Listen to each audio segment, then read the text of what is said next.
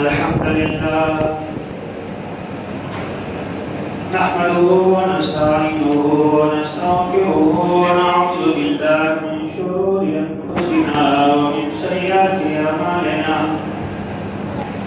من يهد الله فلا مضل له ومن يضلل فلا هادي له وأشهد أن لا إله إلا الله وحده لا شريك له وأشهد أن محمدا عبده ورسوله يا أيها الذين آمنوا اتقوا الله حق تقاته ولا تموتن إلا وأنتم مسلمون يا أيها الناس اتقوا ربكم الذي خلقكم من نفس واحدة وخلق منها زوجها وبث منهما رجالا كثيرا ونساء واتقوا الله الذي تساءلون به والأرحام إن الله كان عليكم رقيبا يا أيها الذين آمنوا اتقوا الله وقولوا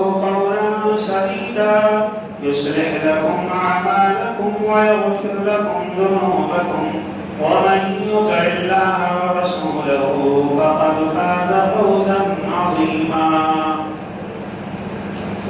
اللهم صل على محمد وعلى آل محمد كما صليت على إبراهيم وعلى آل إبراهيم إنك حميد مجيد اللهم بارك على محمد وعلى آل محمد كما باركت على إبراهيم وعلى آل إبراهيم إنك حميد مجيد محترم حاضرین، آج اللہ کے فضل سے آج کی تراویح ادا کی گئی اور تراویح کے اندر 8ویں پارے کی تلاوت کی گئی۔ اس پارے میں ایک آیت کریمہ آئی جس کے اندر اللہ رب العزت نے مشرکین مکہ کا عقیدہ نقل فرمایا۔ ان کے اندر شیطان بت ان ساری چیزوں کی کتنی خوف ہے، ان کے اندر کتنا ڈر تھا، اس آیت کریمہ کے اندر اللہ رب العالمین نے اس کا نقشہ کھینچا۔ مشرکین مکہ کا مسئلہ ایسا تھا، ان کے ہاں جو جانور ہوتے، جو اناج اور غلے کھجور وغیرہ جو پیداوار ہوتی، تو ان کھیتوں میں دو حصہ کرتے۔ ایک حصہ وہ لوگ کہتے کہ یہ اللہ کے لیے ہے، اور جو دوسرا حصہ ہوتا کہتے یہ ہمارے بتوں کے لیے۔ غور سے سنیے گا، بہت اہم بات میں آپ کو انشاءاللہ بتانے والا ہوں۔ ایک حصہ اللہ کا، دوسرا حصہ معبودوں کا۔ پھل آگے، غلے آگے،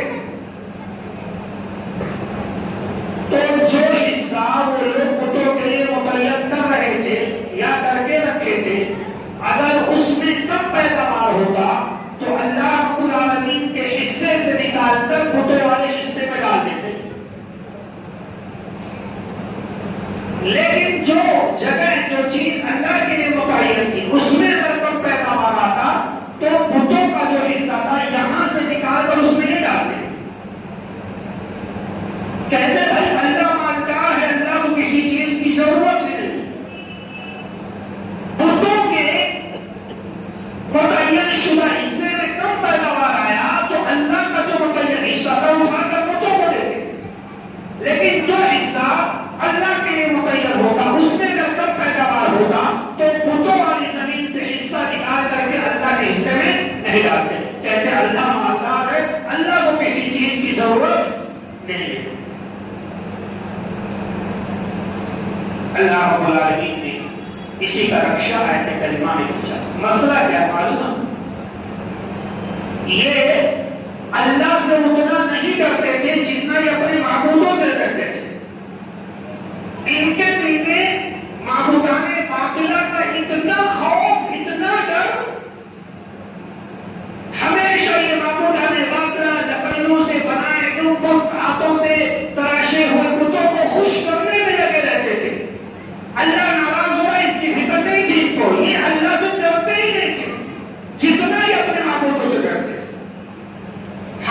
دن کے یہ تھے. ہوا گیا شیطان سرکش ہو گیا. ان کو ایسا نہیں کرنا تھا بلکہ ان کو صرف ایک اللہ سے ڈرنا چاہیے تھا.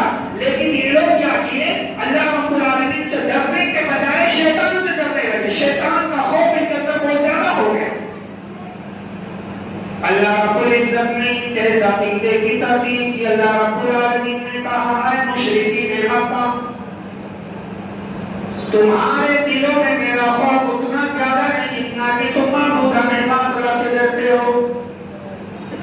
تم نے جو زمین میرے لیے متعین کر رکھی ہے اس میں پیداوار میں ہی لاتا ہوں اور جو زمین معبود اللہ کے لیے متعین کی اس میں بھی میں ہی پیداوار کرتا ہوں. تمہارا دماغ خراب ہو گیا ہے. تمہارے بتوں کی پیداوار کم ہو جائے تو میرے حصے سے نکال کر کے دے دیتے ہو. لیکن اگر میری متعین شدہ زمین میں کم پیداوار آ جائے تو وہاں سے اٹھا کر مجھے نہیں دیتے ہو. اے مشرکین مکہ تم لوگ نا انصافیاں کر رہے ہو, اچھا نہیں کر رہے ہو, عدل سے کام نہیں لے رہے ہو. میرے پیارے بھائیوں ان کے اندر شیطان کا اتنا خوف ہے کہ اللہ سے نہیں ڈر رہے جتنا کہ اپنے بتوں سے ڈر رہے ہیں. مشرکین مکہ کا نقشہ اللہ نے سورہ جن میں کھینچا. اللہ نے جب انسانوں کو پیدا کر دیا, اللہ نے جناتوں کو بھی پیدا کر دیا, اللہ رب العالمین نے ملائکہ کو بھی پیدا کر دیا.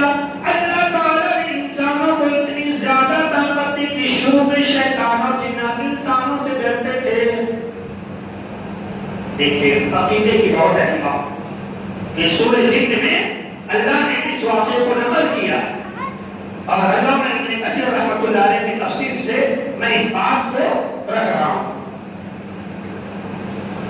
اللہ نے ملائکہ کو پیدا کیا, اللہ نے جناتوں کو بھی پیدا کر دیا, انسانوں کو بھی پیدا کر دیا. اللہ نے انسانوں کی اتنی طاقت شیطانوں کو نہیں دیا, اللہ نے انسانوں سے زیادہ طاقت جناتوں کو نہیں دیا. مشرکین مکہ پہلے جنگلوں میں سفر کیا کرتے تھے.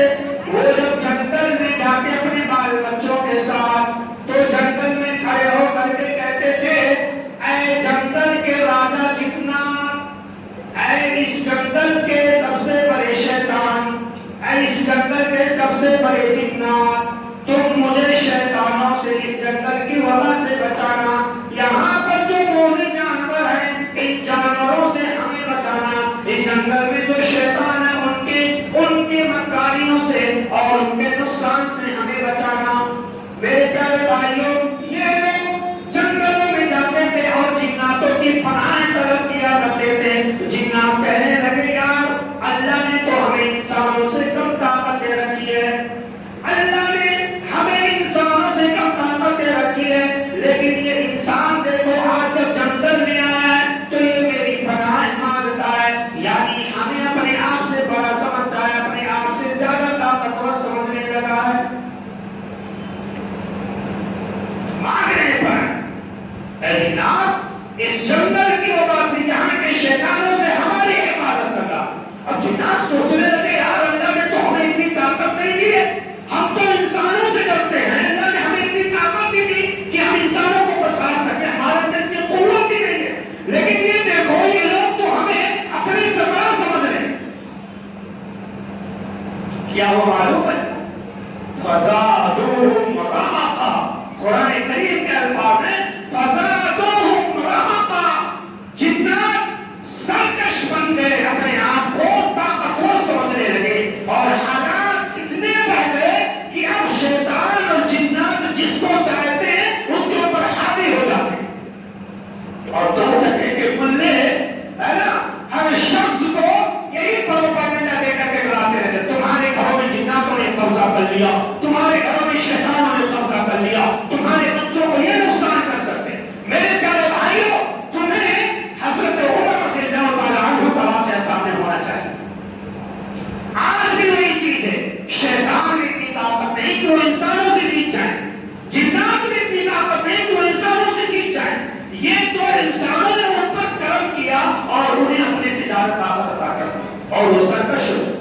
کہتے ہیں نا انسان اگر کسی سے ڈرنے لگ جاتا ہے تو سامنے والا گرچہ طاقتور نہ ہو لیکن وہ سامنے والے کو ڈھیر کر دیتا اس کے سینے پر چڑھ جاتا. تو یہ حال ہوا. حضرت عمر رضی اللہ تعالیٰ عنہ راستے سے جا رہے ہیں. شیطان راستہ چھوڑ دے رہا. پوچھا گیا اللہ کے رسول عمر جس راستے سے گزرتے ہیں وہاں پہ شیطان اگر رہتا ہے شیطان بھاگ جاتا ہے. آخر وجہ کیا ہے؟ اللہ کے رسول نے بیان فرمایا میرے صحابہ عمر متقی آدمی ہے. یہ رب کے علاوہ کسی اور سے ڈرتا نہیں اور جو صرف رب سے ڈرتا ہے پوری دنیا اس سے ڈرایا کرتی ہے. ارے یہ ابلیس کیا ہے؟ یہ شیطان کیا ہے؟ یہ اللہ کے رسول کو تو چھوڑ دیجیے. یہ عمر کے سامنے جب نہیں ٹک سکتے تو رب کے کلام کے سامنے کیسے ٹک سکتے ہیں؟ سورہ بقرہ جانتے ہیں آپ؟ قرآن کریم کی دوسری سورت. اللہ نے کیا کہا؟ اگر تمہارے گھر میں شیطان ہیں جنات ہیں تو تم سورہ بقرہ پڑھا کرو. اگر پہلے سے موجود ہیں تو 9 تو 11 ہو جائیں گے نکل جائیں گے. اور اگر کوئی شیطان ابلیس جنات آپ کے گھر میں پہنچنا چاہے گا ابھی پہنچا نہیں اندر نہیں ہے اگر داخل ہونا بھی چاہے گا اگر آپ سورہ بقرہ کی تلاوت روزانہ صبح شام کر رہے ہیں تو پھر وہ آپ کے گھر کے اندر داخل بھی نہیں ہو پائے. ہم نے شیطانوں کو طاقت عطا کر دی ہے. سمجھ یہ بکواس ہے. یہ ہوائی فائدے ہے جو کہتے ہیں جتنا کسی کو ارے ٹھیک ہے کہتے ہوں گے نقصان. اگر ایسے ہو جاتا بیوٹی پارلر میں یہ چڑیلے گھومنے والی فلمیں دنیا کے ہے نا ایک ایک سے اسٹار بنی ہے ان کے اوپر تو کبھی جنات نہیں آتے. یہ مسلمانوں کے اوپر کیوں آتے اور خواتین کے اوپر کیوں آتے؟ میں سمجھ میں آپ نہیں آتے. حاصل کیا گیا بھائی میرا نام کیا ہے؟ میرا نام عبداللہ. اچھا جتنے کہہ رہا ہے عبداللہ. آواز کس کی نکالنا؟ آواز کی آواز نکالنا. بے قدر جب تم مرد ہے عبداللہ تو مرد کی آواز نکالنا. تو دماغ لگاؤ شیطان ہمارے اوپر کس طرح سے حاوی ہوتے جا رہا ہے. یہ شیطان اس کی اتنی اوقات نہیں ہے کہ انسانوں کے سامنے ٹک سکے. یہ ہمت ہونا چاہیے انسان کے اندر اس سے لڑنے کا. طاقت ہونی چاہیے اس سے بات کرنے کا. سمجھ رہے نا؟ گناہ کرنے والوں کے اندر ہمت ہوتا ہے. گناہ کر رہے ہیں پھر بھی ان کے اوپر کبھی جنات حاوی نہیں ہوتے. ان کی بیٹیاں کبھی جو ہے باہر تو نہیں دوستی کہ ان کے اوپر جنات آ کرتے. یہ 5 وقتہ نمازی عورتیں 5 وقتہ نمازی مسلمان انہیں کو جنات آتا اور کسی کو اوپر نہیں آتا. کیوں؟ کیونکہ ہم رب سے نہیں بلکہ شیطانوں سے کرنا شروع کرتے. میرے پیارے بھائی آئیے میں ایک واقعہ آپ کے سامنے رکھتا ہوں. وہ بھی آج کی تراویح میں اس واقعے کی تلاوت کی گئی. اللہ نے جب فرشتوں کو پیدا کر دیا نا تو کچھ مدت کے بعد فرشتوں سے کہا میں انسانوں کو پیدا کرنے. فرشتے کہنے لگے اللہ رب العالمین تو اب انسانوں کو پیدا کیوں کرے گا؟ آخر اس کی حکمت کیا ہے؟ اے اللہ ان کو پیدا کرنا کیوں چاہتا ہے؟ یہ لوگ دنیا کے اندر آئیں گے یا دنیا کے اندر آئیں گے اللہ یہ خون خرابہ کریں گے قتل کریں گے. اے اللہ اگر تو یہ چاہتا کہ یہ دنیا میں آ کر کے تیری عبادت کریں گے تیری بندگی کریں گے نحن نسبح بحمدک ونقدس لک. اے اللہ پھر ہم تو تیری عبادت کرنے کے لیے کافی ہیں. ہم تو ہمیشہ تیری تعریف کرتے رہتے ہیں. اے اللہ اگر تو انسانوں کو اس لیے پیدا کر رہا ہے کہ وہ تیری عبادت کریں اے مولا کریم پھر ہم تیری عبادت تو کر ہی رہے پھر تجھے کیا ضرورت ہے؟ اللہ نے کہا ہے فرشتوں تمہیں نہیں معلوم کہ میں ان کو پیدا کیوں کر رہا ہوں. فرشتوں نے کہا اللہ ہمیں ذرا بتا دے. اللہ تعالیٰ نے کہا ٹھیک ہے فرشتوں کی جماعت میدان میں آ جاؤ. فرشتوں کی جماعت کو اکٹھا کیا گیا. فرشتوں کی جماعت کو جمع کیا گیا اور اللہ رب العالمین نے حضرت آدم علیہ السلام کو بھی جمع کر دیا. اللہ نے حضرت آدم کو پوری دنیا کی چیزوں کا نام بتا دیا پوری چیزوں کے فوائد کو بتا دیا. حضرت آدم نے ساری چیزوں کا نام یاد کر لیا. اب اللہ نے کہا ہے فرشتوں ان ساری چیزوں کا نام بتاؤ. فرشتے کہنے لگے سبحانک لا علم لنا الا ما علمتنا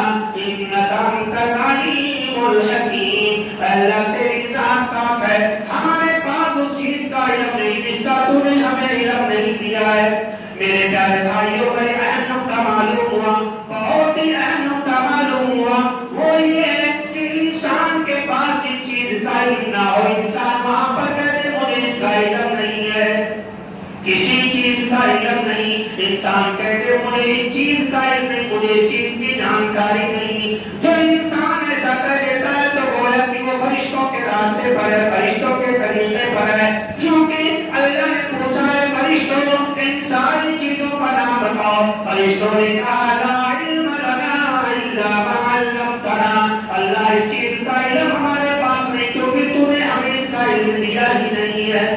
معلوم ہوا اس چیز کا علم نہیں ہے. انسان سیدھا کہتے کہ بھیا ہمارے پاس اس کا علم نہیں ہے. اگر ایسا کہتا ہے تو گویا کہ وہ فرشتوں کے راستے پر ہے، فرشتوں کے طریقے پر ہے. لیکن آج معاشرے میں الگ ہی طریقہ اختیار کیا جا چکا ہے.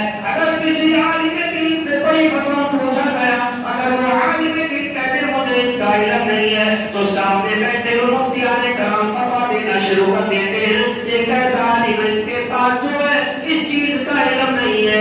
میرے پیارے بھائیوں، امام ابو حنیفہ رحمۃ اللہ علیہ سے پوچھا گیا اے امام صاحب یہ بتا دیجئے مسجد میں چونا لگا سکتے ہیں یا نہیں؟ اتنے بڑے امام، سب سے پہلے امام ائمہ اربعہ میں کہتے ہیں بھیا ہمارے پاس اس چیز کا علم نہیں ہے. اللہ، چونا لگا سکتے ہیں مسجد، کیا بولے ہمارے پاس اس چیز کا علم نہیں.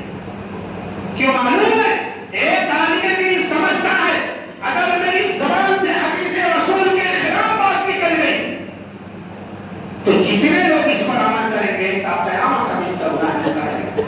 اور عالم دین کے سامنے مسلم شریف کی ایک روایت بھی موجود ہوتی. کون سی بات معلوم ہے؟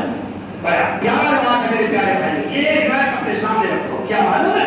اللہ کے رسول نے کہا اگر آپ شریعت کے اندر کوئی چیز بتائیں، کسی کو کوئی علم دے، وہ بالکل صحیح ہے، وہ چیز بالکل صحیح ہے، لیکن آپ کے سامنے سے وہ حدیث گزری نہیں ہے، آپ کے سامنے سے وہ حدیث گزری نہیں ہے، تب بھی آپ جھوٹے شمار کیے جائیں گے کیونکہ آپ نے بغیر علم کے بتایا ہے، گرچہ صحیح بتایا ہے. اللہ، آپ نے صحیح بتایا لیکن نبی کا فرمان آپ نے پڑھا نہیں. ایسی صورت میں بھی آپ جھوٹے شمار کیے جائیں گے، اللہ کے رسول کی جانب جھوٹ منسوخ کرنے والے شمار کیے جائیں گے. سمجھے؟ اللہ نے کہا فرشتوں ان چیزوں کا نام بتاؤ. فرشتوں نے کہا اللہ ہمیں اس کا علم نہیں ہے. اے آدم تم ان چیزوں کا نام بتاؤ. آدم کہنے لگے اللہ اس کا یہ نام ہے، اس کا یہ نام ہے. اللہ نے کہا اس کا فائدہ گنا دو. وہ کہنے لگے اللہ اس چیز کا یہ فائدہ ہے، اس کا یہ نقصان ہے. آدم علیہ السلام نے ساری چیزوں کا نام بتا دیا. اب اللہ رب العالمین فرشتوں سے مخاطب ہوتا ہے اے فرشتوں کیا میں نے تمہیں یہ نہیں کہا تھا کہ انسانوں کو پیدا کرنے کا مقصد صرف میں ہی جانتا ہوں، تم نہیں جانتے ہو. میرے پیارے بھائیوں، میدان میں فرشتے بھی موجود ہیں، میدان میں ابو البشر حضرت آدم بھی موجود ہیں. حضرت آدم علیہ السلام یہ مکالمہ جیت جاتے ہیں. اب اللہ رب العالمین دیکھو کتنا بڑا فضل دیتا ہے.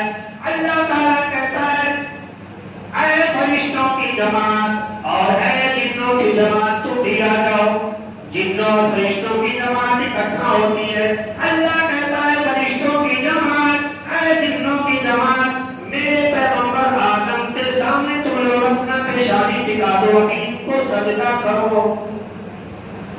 سارے کے سارے فرشتے سجدہ کرنا شروع کر دیتے. ایک بھی فرشتے نے انکار نہیں کیا.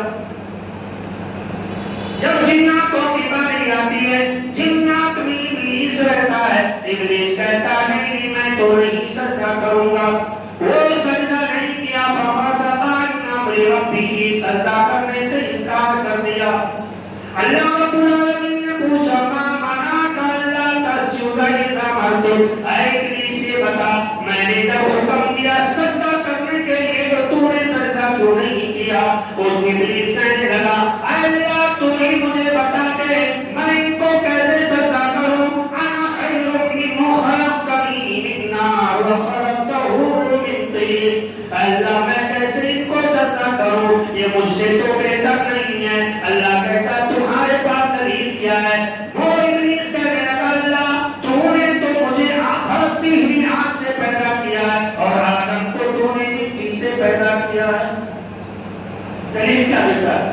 میں اس سے بہتر ہوں. اللہ نے کہا دلیل؟ کہا دلیل یہ کہ تو نے مجھے بھڑکتی ہوئی آگ سے پیدا کیا. یہ آگ اسے مٹی سے پیدا کیا ہے۔ میرے پیارے بھائیوں، ابلیس کے جواب میں ذرا غور کر لیتے ہیں۔ ابلیس نے کہا میں آدم سے افضل ہوں اور آدم مجھ سے کمتر ہے، اس لیے میں ان کو سجدہ نہیں کر سکتا۔ یہ کون سی بڑی بات، یہ کون سی بات ہے؟ ایک بڑا آدمی چھوٹے آدمی کے سامنے جھکے، ایک مالدار آدمی غریب آدمی کے سامنے گھٹنے ٹیکے، یہ اللہ کیسے ہو سکتا ہے؟ میرے پیارے بھائیوں، اللہ نے کہا اے ابلیس، بات یہ نہیں ہے کہ تو افضل ہے اور وہ تجھ سے کمتر ہے، بات یہ نہیں کہ وہ افضل ہے اور تو ان سے کمتر ہے، بات یہ ہے کہ حکم دینے والا کون ہے، اس کی فرما برداری کی جا رہی ہے یا نہیں کی جا رہی ہے۔ میں نے تجھے پیدا کیا، آدم کو بھی پیدا کیا، فرشتوں کو بھی پیدا کیا، لیکن میں نے جو سجدہ کرنے کا حکم دے دیا، فرشتوں نے فوراً سجدہ کر لیا، اور ہم نے جب تجھے سجدہ کرنے کو کہا تو تو نے انکار کر دیا۔ تو نے آدم کا انکار نہیں بلکہ میرے فرمان کی نافرمانی کی ہے، میرے حکم سے سرداری تو نے کی ہے، میرے حکم کی خلاف ورزی تو نے کی ہے۔ اب اے ابلیس، تو ابھی کا بھی نیک لوگوں کی جماعت سے نکل جا، آسمان سے اتر جا۔ اللہ اکبر۔ اس کو اپنے الفاظ یہ سمجھے کہ ابلیس سمجھو جنتیوں کے ساتھ رہ رہا تھا، سمجھ رہے نا؟ غور کرنے والی بات یہ ہے کہ ایک سجدے کے انکار کرنے کی وجہ سے ابلیس نیک لوگوں کی سب سے نکال دیا گیا۔ رب نے اپنے دربار سے صرف ایک حکم نہ ماننے کی وجہ سے بھگا دیا۔ فَأَبِتْ مِنْهَا كَمَا يَكُونُ لَكَ أَن تَتَكَبَّرَ فِيهَا فَاخْرُجْ إِنَّكَ مِنَ الصَّاغِرِينَ۔ اے ذلیل، یہاں سے تو نکل جا، تو بڑا بدمعاش معلوم ہوتا ہے۔ ایک حکم نہیں مانا، رب نے اپنے دربار سے بھگا دیا۔ آج ہم کتنا حکم نہیں مانتے اللہ کا، ایک سجدہ نہیں کیا۔ آج ہم کتنے سجدے نہیں کرتے، ایک دن میں کتنے سجدے ہوتے ہیں؟ کم سے کم سنت مؤکدہ اور پنجوکتہ نماز جو فرض ہے، اگر آپ ملا لیں فطر کو چھوڑ کر کے تو 58 سجدے بنتے ہیں۔ کتنے سجدے؟ 58 اور اگر ایک رکعت وتر شامل کر لو تو 60 سجدے ہو جائیں گے۔ اگر 3 رکعت وتر شمار کر لو روزانہ تو 60 4 64 64 سجدے۔ ایک دن میں ہم 64 سجدے کا انکار کرتے ہیں۔ اللہ اکبر، کتنا چھٹا مسلمان کرتے ہیں۔ ابلیس ایک سجدے کا انکار کر دیا، رب نے اپنے بارگاہ سے بتا دیا۔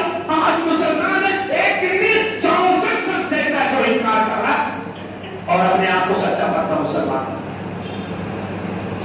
اللہ رب العالمین نے کہا تو ابھی تابی یہاں سے نکل جا۔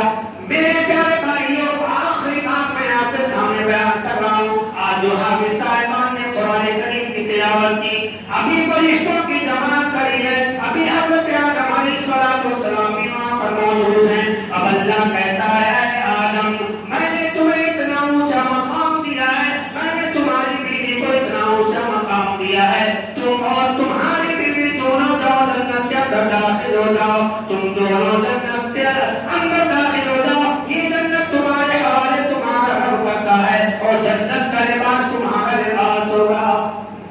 ابلیس دل آ گیا، اللہ پہلے اس میدان میں تو نے مجھے ذلیل کر دیا، رسوا کر دیا، اب یہ کون سی بات ہوئی؟ آدم کو تو جنت میں بھی داخل کر رہا ہے اور جنت کا لباس بھی تو عطا کر رہا ہے۔ ابلیس وہیں پر داہیہ کرتا ہے، کہتا ہے اللہ تو نے مجھے اپنے دربار سے لگایا ہے، آج میں تجھ سے وعدہ کرتا ہوں تا قیامت تیرے نیک بندوں کو میں گمراہ کرتا رہوں گا، ان کو جہنم میں اپنے ساتھ لے کر کے ضرور جاؤں گا۔ اللہ کہتا ہے اے ابلیس جا، میرا تجھ سے یہ وعدہ ہے، اگر میرے نیک بندے ہوں گے تو تیری چار بازیاں ان کے اوپر نہیں چلیں گی، تو ان کا کچھ بھی نہیں بگاڑ سکتا۔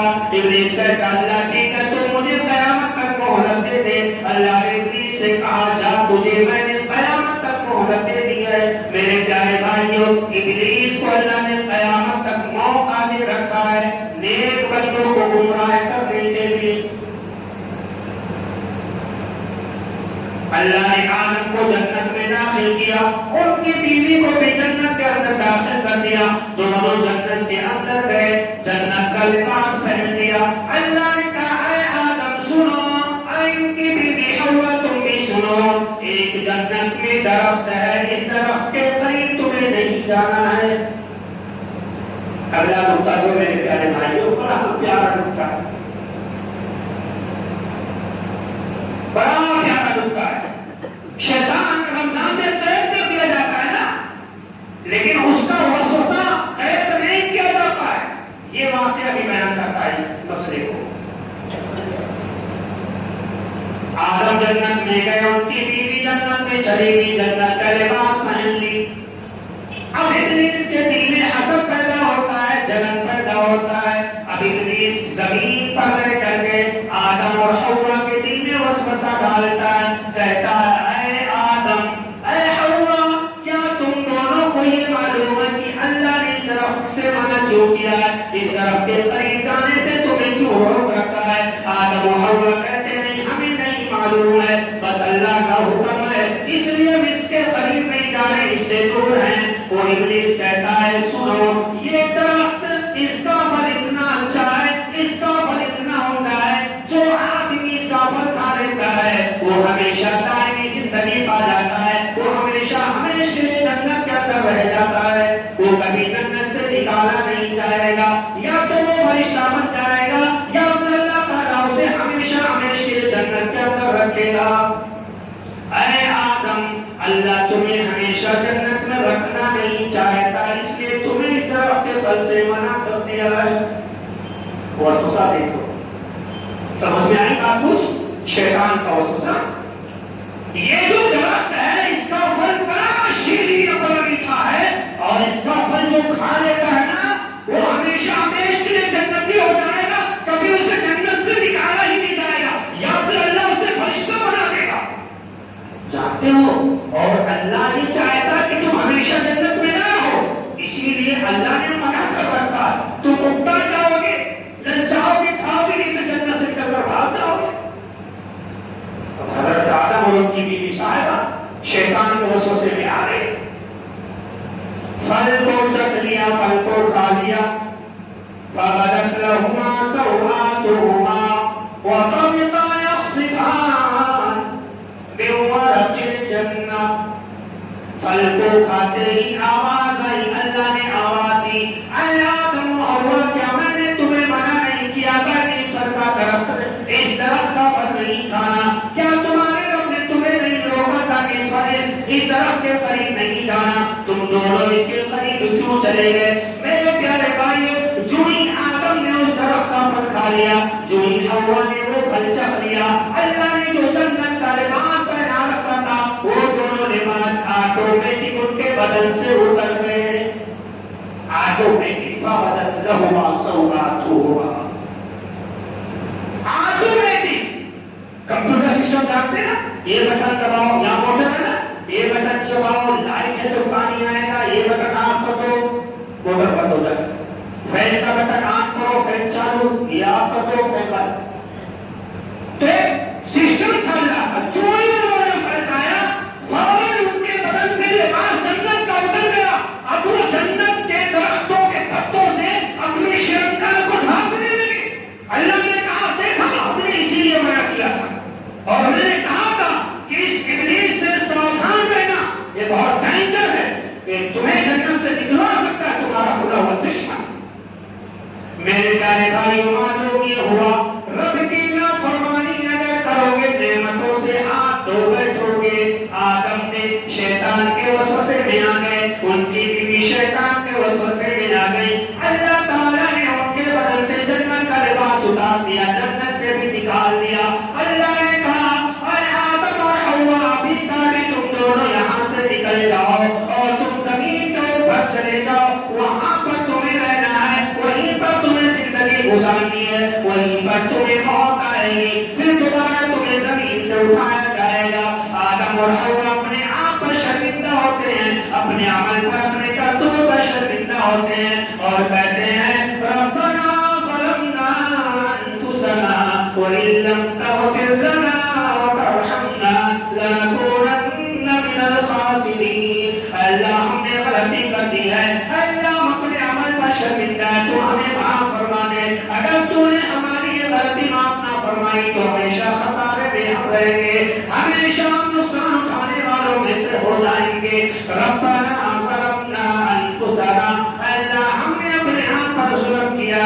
میرے پیارے بھائیوں معلوم یہ ہوا انسان کو جب یہ معلوم ہو جائے کہ میں نے رب کی نافرمانی کی ہے، رب کو ناراض کیا ہے، فوراً انسان رب کو خوش کرنے کے لیے ہاتھ اٹھا لے، اللہ ہم سے غلطی ہو گئی تو ہمیں معاف فرما دے۔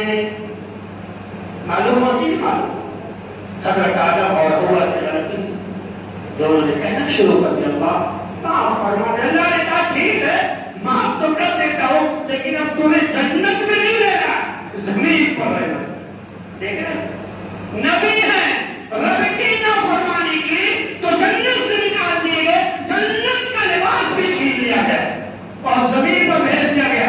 جنت سے بڑی کوئی چیز اللہ نے بنائی ہے مومنوں کے لیے؟ ارے سب سے بڑی کامیابی ایک مومن کے لیے یہی ہے کہ ایک مومن ہمیشہ جنت میں رہے اور جہنم سے آزاد کر دیا جائے، لیکن وہ قیمتی چیز اللہ نے آدم سے چھین لی، ان کی بیوی سے چھین لی، صرف نافرمانی کرنے کی وجہ سے۔ میرے پیارے بھائیوں برا مت مانیے گا، اب اس چیز کو سامنے رکھ کر کے میں چیز آپ کے ذہن میں ڈالنا چاہتا ہوں۔